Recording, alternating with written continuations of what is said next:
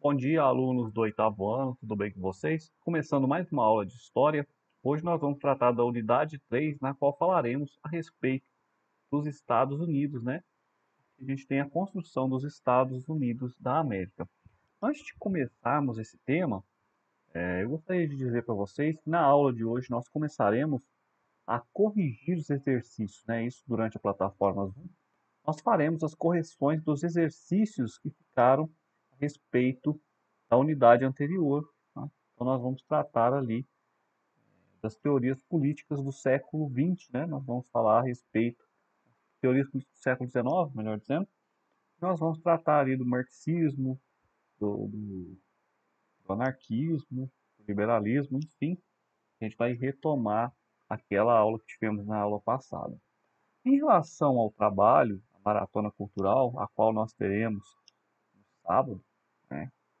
Então, eu vou planejar 10 questões que serão relacionadas ao capítulo 2. Então, as questões que nós corrigiremos hoje, muitas delas provavelmente eu poderei utilizá-las para que vocês respondam durante a maratona. Inclusive aquelas questões que são mais diretas, né? Então não deixem de acompanhar a aula, não deixem de fazer as correções e aí para que vocês venham a se sair bem. Então eu vou selecionar algumas questões ali, umas 3, 4 ou 5.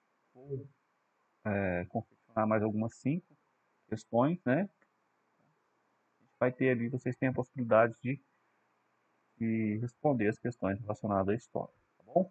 Dito isso, a gente começa a aula falando a respeito dos Estados Unidos, né, que é a unidade 3 do livro de vocês. Então a gente já começa aí, o livro de vocês também traz a marcha para o oeste, né? Então, após a Guerra da Independência, que durou de 1776 até 1782, teve início a ocupação das terras do oeste. Homens e mulheres conhecidos como os pioneiros eram motivados pela possibilidade de se tornarem proprietários dessa terra. Então, nesse período, a gente vai ter a expansão territorial, justificada pelo Destino Manifesto, ideia que atribui ao povo norte-americano a vocação e o direito de ocupar as terras, né? A gente tem a criação da lei Home Act, que garantia que a posse da terra para quem nela produzisse por 5 anos, né? O pioneirismo atravessaram e ocuparam territórios que há séculos pertenciam a grupos indígenas, terminando e massacrando povos inteiros, né?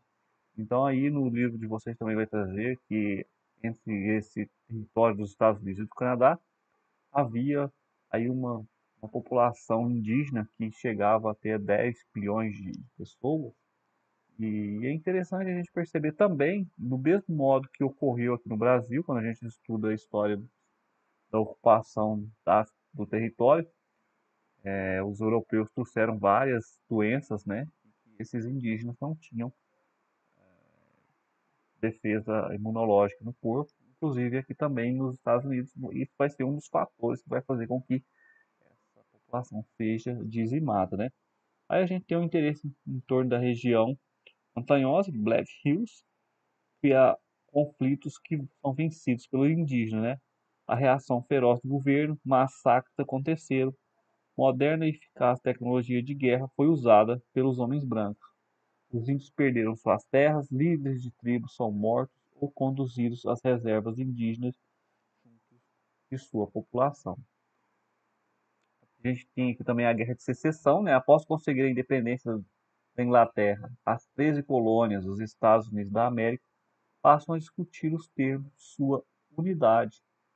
Princípios federalistas, cada estado definiria suas leis que valeriam para seus respectivos territórios e teriam plena autonomia para sua administração. Isso é muito importante, isso difere um pouco, né, da nossa República Brasileira. E muitas vezes, talvez a gente percebe isso assistindo aos filmes norte-americanos, né? E essa questão federalista e os estados, né, são independentes, criam suas próprias leis. Então a gente tem alguns estados onde há pena de morte, outros que não há. Muitas das vezes as pessoas criam algumas teorias na cabeça, né, acham que os Estados Unidos é sempre uma unidade, a justiça funciona lá, as pessoas são presas, são condenadas, mas não é bem assim, né? Em alguns estados há uma lei mais rígida, outros não tanto. A gente vê também que muitas pessoas também cometem crimes, delitos, principalmente famosos, e também não são julgados e não são condenados. Então a justiça ela é falha em todo lugar, né, em toda parte do mundo. Eu acredito que a justiça tem lá suas falhas, tem, tem o seu sucesso, né, também tem as suas falhas, né? Cada estado deveria enviar representantes, deputados e senadores para compor o Congresso Nacional, que fiscalizaria o poder central comandado pelo presidente da República. Em 1860, o norte-americano Abraham Lincoln é eleito presidente, prometendo acabar com a escravidão. Os Estados Unidos do Sul rompem com o governo federal. Em 1861, cria os Estados Confederados da América. Estados do Norte não aceitaram a separação e entre os anos de 1861 e 1865, as regiões lutaram de acordo com seus interesses, até que os estados do Sul se renderam. Então a gente tem a contradição Norte-Sul, a economia do Norte, pequenos agricultores, pesca, produção de barcos e velas, extração de minérios e fundições. A falta de mão de obra favoreceu o investimento em máquinas e ferramentas. A maior parte dos estados do Norte havia abolido a escravidão. Em relação ao Sul, baseado na produção para exportação de fumo, anil, arroz e algodão, principal produto. Utilizava mão de obra escrava, né? Isso nesse contexto do século XIX. E a gente tem a questão racial, né? Mesmo com o decreto de abolição de 1865, os negros continuaram excluídos. Diversos estados, especialmente os do Sul, criaram códigos jurídicos que segregavam a sociedade entre brancos e negros. Era legítimo impedir um negro de frequentar um estabelecimento em razão de sua cor. Existiam banheiros, bebedouros, parques, etc., exclusivos para branco. Em 1867 surgiu a Ku Klux Klan, grupo de brancos caçavam e assassinavam negros. Então a gente tem a questão que o presidente Lincoln declara como livres os escravos nos estados do Sul em 1863, autorizando sua participação nos exércitos do Norte. O decreto que aboliu a escravidão em todo o país foi assinado em 1865. E os soldados negros que lutavam em regimentos separados eram atendidos por último em caso de necessidades médicas, recebiam metade dos salários e entravam no campo de batalha sem preparo e com os piores equipamentos. Seu índice de mortalidade em luta era 4 vezes maior. Não existia igualdade jurídica entre negros e brancos, né? Então aqui eles estavam sendo colocados na guerra para morrer mesmo, né? É isso. A gente tem todos esses problemas em relação aos Estados Unidos também, em relação à questão racial, e são coisas que até hoje a sociedade ainda não conseguiu se libertar desse estigma do racismo que é muito presente, né, nos nossos países aqui da América, né, do partir e se dá da maneira e da forma como houve no processo de colonização dos países da América, né? Então a gente tem aqui a expansão econômica e territorial. A industrialização do norte, exportação de minas de ouro na Califórnia, mão de obra barata em razão do enorme contingente de imigrantes europeus, desenvolvimento de processo industrial baseado na linha de montagem, surgimento de grandes fábricas. A rede, a rede ferroviária ligando o Oceano Atlântico ao Pacífico são responsáveis pelo escoamento da produção. A gente tem a mecanização agrícola, fortalecimento da economia norte-americana. Então, América para os americanos. Slogan de 1823, lançado pelo presidente James Monroe, aparentemente manifestava liberdade individual, porém anunciava os interesses em anexar países recém-formados na América Espanhola. Anexação de parte do território do México em 1845, o Texas e mais tarde, em 1846, a incorporação da Califórnia e do Novo México.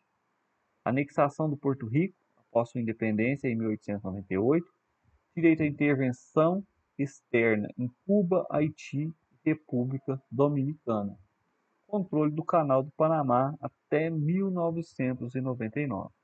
Então aqui, né, a gente compreender um pouco essa questão aqui de Cuba, nesse período aqui, nos ajuda a compreender a Revolução Cubana, né? Nos ajuda a entender esse processo de Revolução Cubana que vai ocorrer, né, com o Che Guevara e o Fidel Castro, né? Então quer dizer que já havia essa expansão territorial aqui dos Estados Unidos, essa ocupação de anexação de territórios da América Espanhola dos Estados Unidos, né? O próprio México, o próprio Novo México também, né? A Califórnia, então foram países que foram anexados ao seu território. Então, pessoal, façam os exercícios do capítulo. Este capítulo, se a gente der tempo, a gente vai corrigir, são poucos exercícios, né? Mas o capítulo anterior tem bastante exercício. Talvez nós não consigamos corrigir todos. Então, de modo geral, espero que vocês se preparem para a maratona, saiam bem, tenham um bom preparo. E as questões vão ser basicamente aquelas que a gente já vai corrigir hoje, lá pelas 10 horas da manhã. Então, espero, aguardo todos vocês lá. Bons estudos a todos. Tchau, tchau, pessoal.